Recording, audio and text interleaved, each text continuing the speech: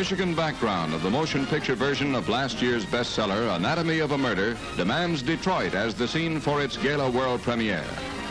Bringing to the auto capital some of the Hollywood principals responsible for Otto Preminger's dramatic adaptation. Among them, Lee Remick, the female star of Anatomy of a Murder.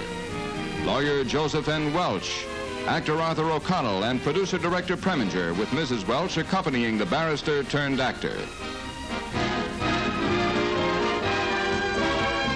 Inspiring a whirlicane of socials such as this press club luncheon where Miss Remick hears Mr. Preminger thank the citizens of the state for their cooperation during the filming of the picture on locations in Upper Michigan. Also, this Rotary Club luncheon honoring Mr. Welch, who before making his debut as the judge in Anatomy of a Murder was a nationally famous Bay State lawyer.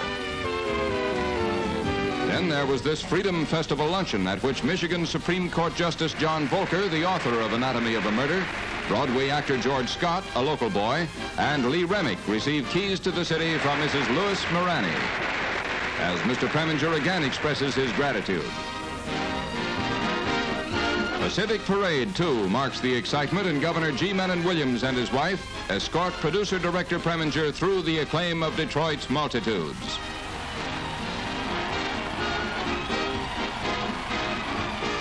The skirl of Highland bagpipers salutes the Anatomy of a Murder premiere at the United Artists Theater, which is besieged by crowds long before the scheduled opening, to which Mr. Preminger brings Governor and Mrs. Williams and the film's fashion coordinator, Hope Bryce.